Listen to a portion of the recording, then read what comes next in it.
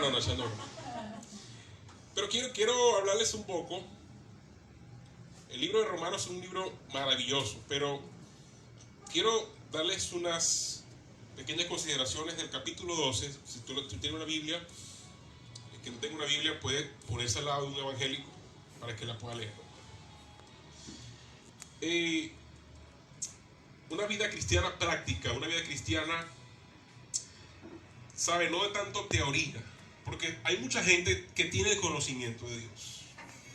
Ustedes conocen a alguien que tiene mucho conocimiento de Dios. Usted sabe versículos bíblicos. Capaz sus padres fueron cristianos, su abuela, un familiar lo llevó a la iglesia de niño, ¿sí? Conocen a alguien que tú le preguntas, por ejemplo, en las redes sociales. Ustedes no sé si han escuchado el teólogo de la calle, ¿no han escuchado? ¿No han visto en el Facebook el teólogo de la calle?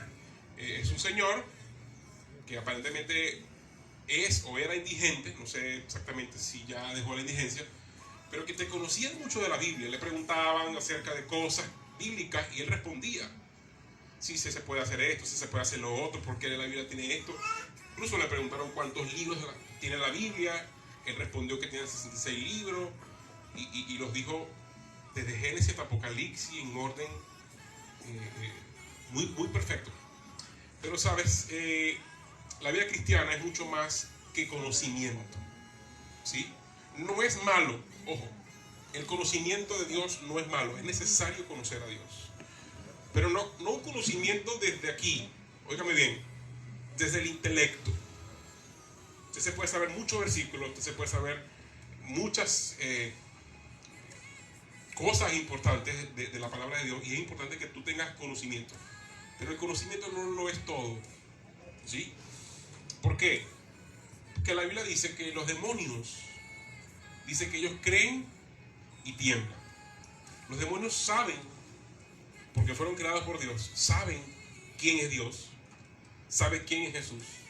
Los demonios saben porque cuando venían esos demonios al endemoniado gadareno, ¿qué decía? Allá viene este hombre, por favor, no permitas que nos pase tal cosa. Ellos conocían. Incluso en una oportunidad dijeron: nosotros conocemos a Pedro, conocemos a Pablo, pero a ti no te conocemos. ¿Quién eres tú? O sea que los demonios no solamente conocen a Dios, sino que nos conocen a nosotros.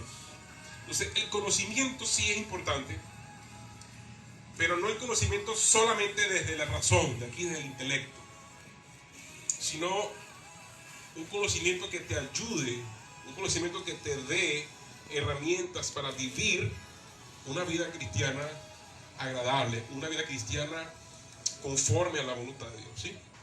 Dice Romanos, por lo tanto, estoy leyendo en una versión internacional: hermanos, tomando en cuenta la misericordia de Dios, ruego que cada uno, ese es Romanos 12:1, que cada uno de ustedes en adoración espiritual ofrezca su cuerpo como sacrificio vivo, santo y agradable a Dios. No se amolden al mundo actual, sino sean transformados mediante la renovación de su mente. Así podrán comprobar cómo es la voluntad de Dios, buena, agradable y perfecta. Si sigue leyendo todo este capítulo, nos va llevando a cómo debemos comportarnos, cómo debemos vivir. Por ejemplo, dice: ámense los unos a los otros, el amor debe ser sincero, aborrezcan el mal, aférense al bien, nunca dejen de ser diligentes, antes bien sirvan al Señor con el fervor que da el Espíritu, alégrense en la esperanza, muestren paciencia en el sufrimiento, perseveren en la oración, ayuden a los hermanos necesitados, practiquen la hospitalidad, bendigan a quienes los persigan, bendigan y no maldigan, alégrense con los que están alegres, lloren con los que lloran, vivan en armonía los unos con los otros, no sean arrogantes, sino háganse solidarios con los humildes, no se crean los únicos que saben, no paguen a nadie mal por mal, procuren hacer lo bueno delante de todos, si es posible y en cuanto dependa de ustedes, vivan en paz con todos, no tomen venganza, queridos hermanos, sino dejen el castigo en las manos de Dios, porque está escrito: mía es la venganza, yo pagaré, dice el Señor. Mas si tu hermano, tu enemigo tiene hambre, dale de comer. Si tiene sed, dale de beber.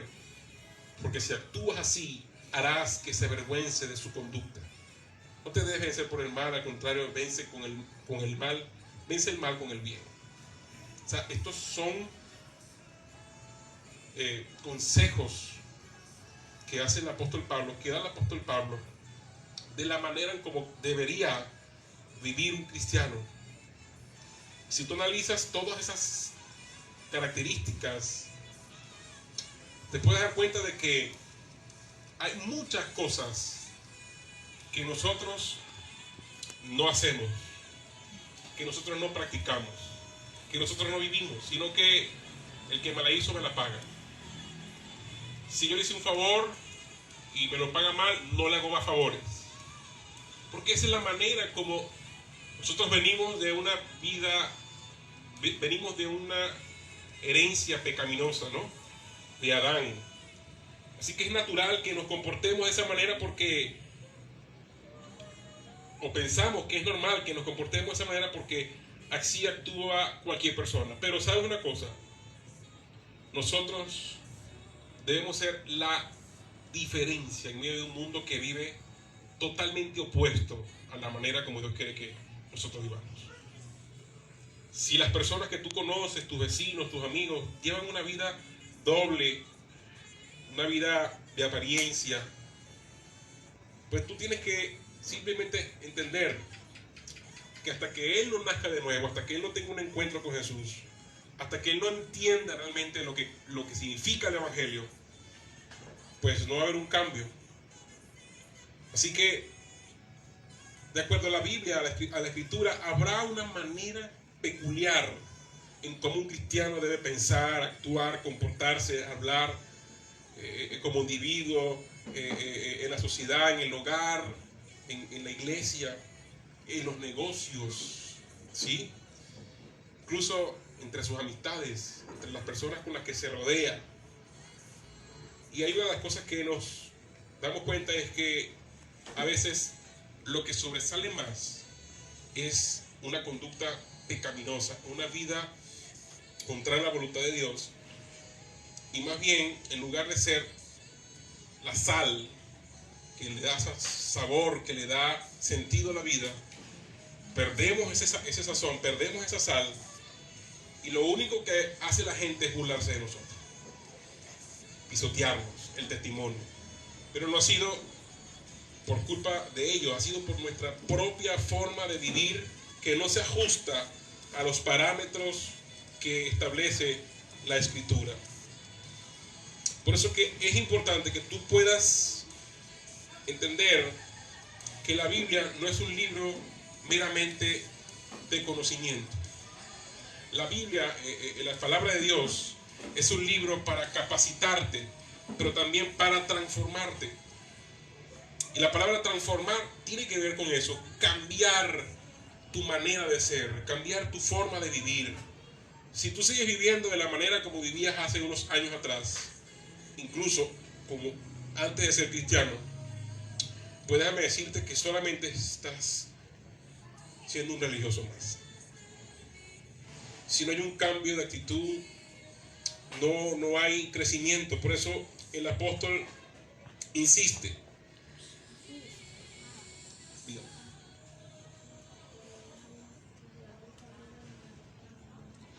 Por eso dice, no se amolden, no se adapten al mundo actual, no se conformen, dice la Reina Valera, no se conformen, que tiene que ver con eso, vivir de la manera como el mundo vive, en su vida normal, su vida cotidiana.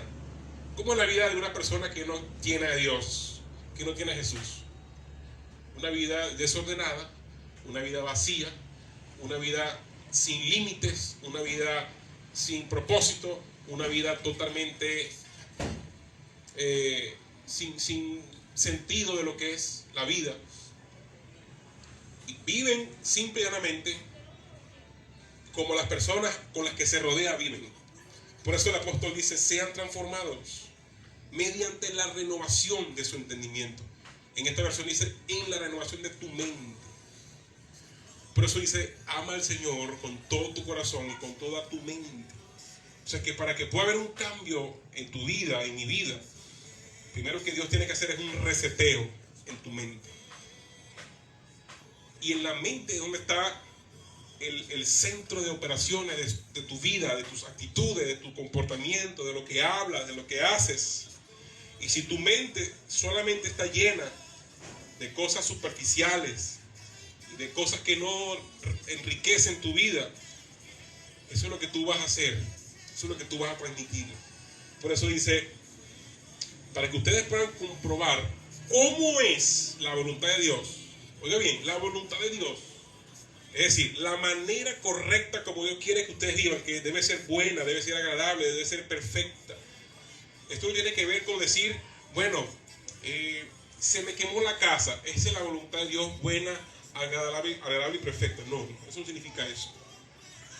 Lo que quiere decir es que la manera como Dios quiere que tú vivas, que es la voluntad de Dios, es buena, agradable y perfecta. Es la manera como Dios quiere que tú vivas. La pregunta que te quiero hacer en esta tarde es, ¿tu vida está siendo buena?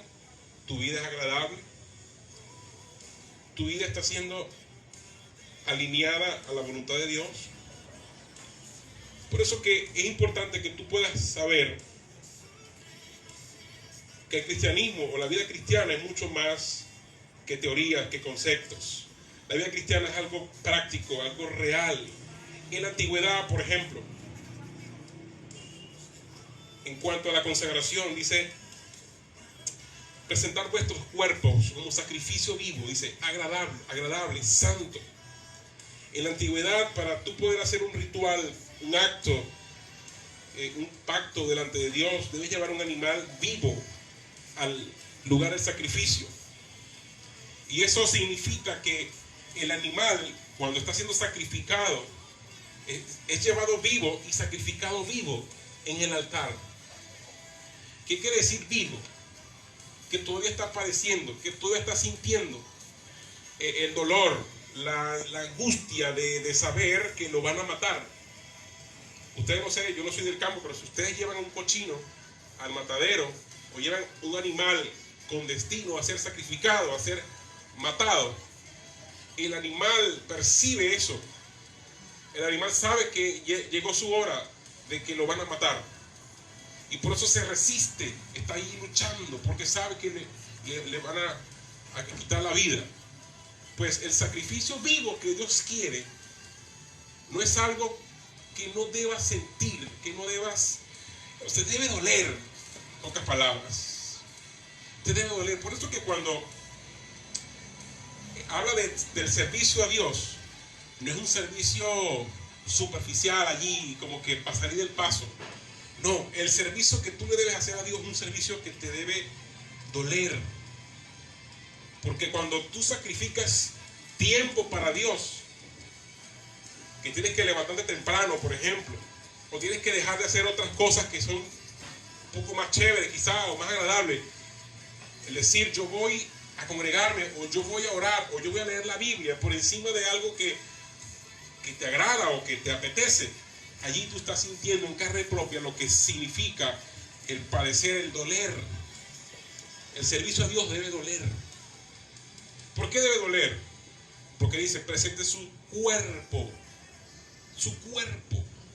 Cuando Jesús fue sacrificado en el madero, en la cruz de Calvario, esos azotes que le daban, esos golpes, esa bofetada, esa corona de espino, producían en él un dolor, dice Hebreos, porque aprendió paciencia padeciendo.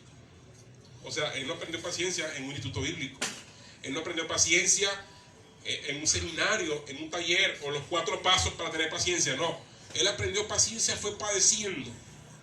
Por eso que para tú desarrollar la vida cristiana debes pasar por procesos, debes pasar por estaciones de dolor. Porque cuando antiguamente decía que la letra con sangre entra, ¿usted no se acuerda de ese refrán? La letra con sangre entra.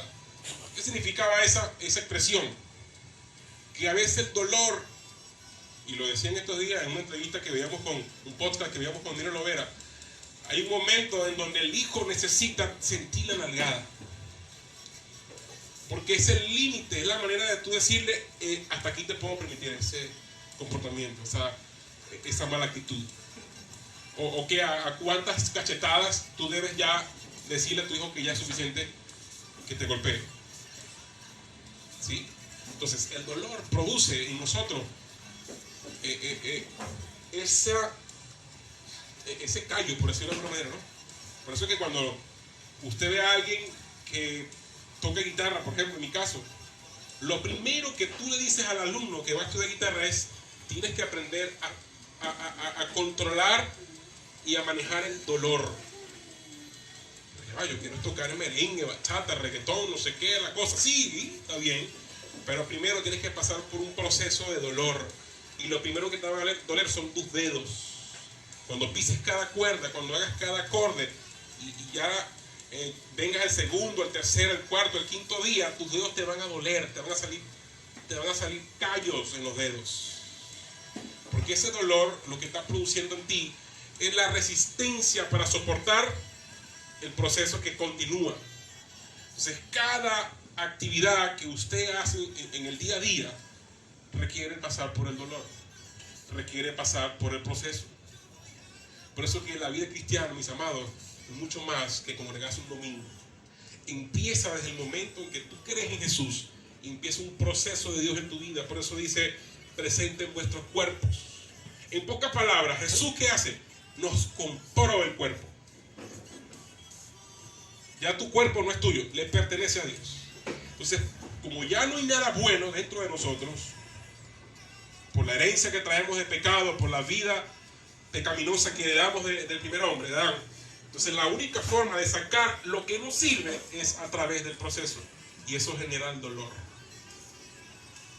Casi todos los procesos en la vida requieren pasar por el dolor. Pregúntale a una madre que antes de ver el alumbramiento, antes de ver el recibimiento de una criatura, primero debe pasar por un proceso de dolor, de sufrimiento. Si ustedes no han visto una mujer en estado de parto, cuando es natural, obviamente, ¿no? Y también en cesárea, también doloroso.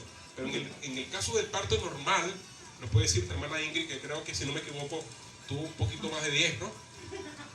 Para no decir 11. Ella sí supo por más de 11 años lo que es el dolor, ¿cierto? Entonces, el dolor que produce eso es lo que te lleva a tú valorar, a cuidar lo que te va a venir. Porque si una madre no pasa por el dolor del parto, no va a valorar, no va a cuidar. Y mucho más, como el caso de mi esposa, cuando te toca la etapa de la lactancia y ese bebé daña los pezones y rompe todo eso allí, el dolor es insoportable. Es un dolor que tú no te lo puedes imaginar. En el caso de los hombres, no imaginamos ese dolor, pero el verlo podemos decir: guau, ¿por qué dolor tan terrible? Quiere decir que así como las mujeres pasan por el proceso de dolor antes del alumbramiento, antes de recibir a ese niño, el nuevo nacimiento en Cristo Jesús también pasa por un proceso de dolor. ¿Sabe? Esto no lo tenía yo, aunque no me gusta decir mucho esto, ¿no? Porque sabe que la gente dice: no, esto no es lo que iba a predicar, da a entender como que no te preparaste, ¿no? Pero el enfoque no era ese, sino llevarlo más a lo que es la consagración. Porque es un poco complicado distinguir entre lo que es santificación y consagración. Sobre todo en el antiguo pacto era visto desde una perspectiva donde las cosas y las personas se consagraban al servicio de Dios según algunos actos y ritos, sin que por ello se dejara de apuntar obviamente al sentido futuro que esto implicaba en el nuevo pacto, que es la relación entre la santificación y la consagración que tenemos por medio del Espíritu Santo. Pero la santificación se entiende como la separación del creyente para Dios. Es lo que te decía un principio. Dios te compró, Dios te separó, como cuando usted va a la frutería. Una vez que tú separas algo lo estás determinando que es para ti, ¿sí? Tú separas algo porque es para ti, ¿sí? Y dejas lo que no tomas, significa que no es tuyo. Lo que tú tomas, lo que tú apartas es tuyo. Por eso dice que la santificación se entiende como la separación del creyente para Dios, para lo cual fuiste designado, que es para vivir como un verdadero cristiano. Por eso esta separación tiene que ser una santificación o una separación práctica. No significa que Dios te separó simple y llanamente porque tú eras lindo o eras bonito. No, Él te separó simplemente porque la misericordia de Dios te alcanzó. Por eso el texto empieza: os ruego, mis hermanos, por las misericordias de Dios. La misericordia de Dios es lo que te alcanzó. La misericordia de Dios es lo que te tomó. Es lo que te alcanzó, la misericordia de Dios. ¿Saben? Ninguno de nosotros estuviéramos hoy aquí si no hubiese sido por la misericordia de Dios. Porque si hubiese sido realmente lo que tú merecías por tu forma de vivir o por lo que tú has hecho en tu vida, pues el castigo sería fuerte. Pero como Dios es un Dios misericordioso, dice, como dice mi esposa, tardo para la vida y grande misericordia, nos separó, nos apartó para vivir para Él, pero para vivir en una nueva condición, para vivir en un nuevo estado, de acuerdo a lo que está establecido en la Escritura. Y la consagración, pues, tiene que ver con vivir exclusivamente para Dios. Tú puedes ser separado por Dios. ¿Cuántos son separados por Dios aquí? Amén. ¿Cómo son separados por Dios? Pero la consagración tiene que ver cómo tú vives esa vida cristiana. Hay mucha gente que ha sido separada, ha sido apartada para Dios, pero todavía no ha sido consagrada. Cuando tú consagras algo, estás determinando que eso va a ser única y exclusivamente determinado para esa función. ¿Sí?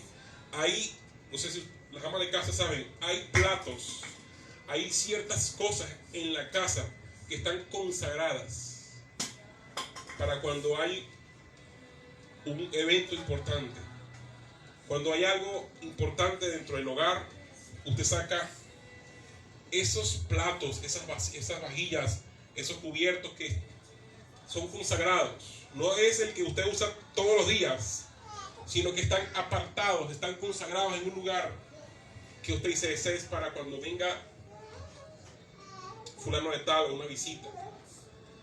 Usted tiene en su casa incluso sábanas y cosas que han sido consagradas, destinadas para un uso exclusivo. Bueno, tú eres consagrado por Dios porque eres exclusivo para Dios. Tú no eres cualquiera de esos vasos y cucharillas y tenedores y sábanas con hueco que comúnmente tú usas porque son las que te dan comodidad, ¿verdad? O esas almohadas no tienen forma. No, tú eres un recipiente, eres una vasija especial, exclusiva, donde Dios quiere depositar su propósito divino, todas las riquezas que Él tiene para tu vida, porque usted no va a servir un manjar en un plato de plástico.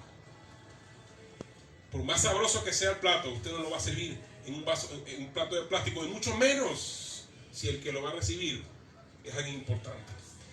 Si Jesús Cristo viene en persona a tu casa, era lunes,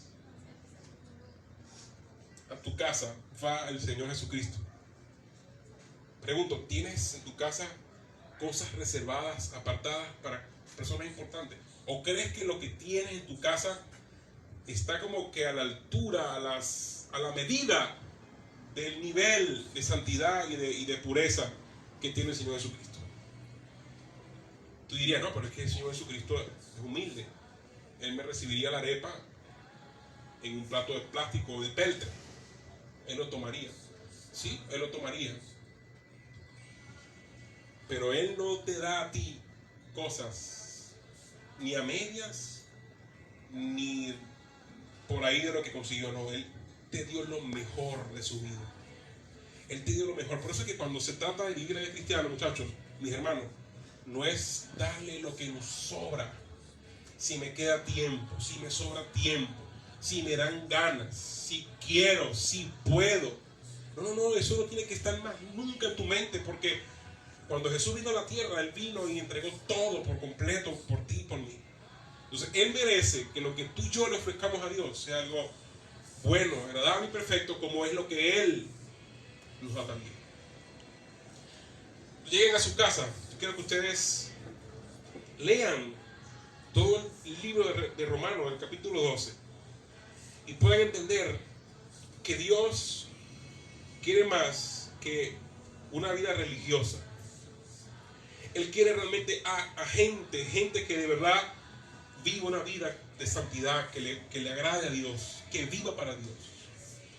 Que su deseo de todos los días al levantarse y al acostarse sea el de ser un hombre, una mujer santo, que esté listo para ser usado para su propósito. Quiero pedirles que por favor se pongan sobre sus pies.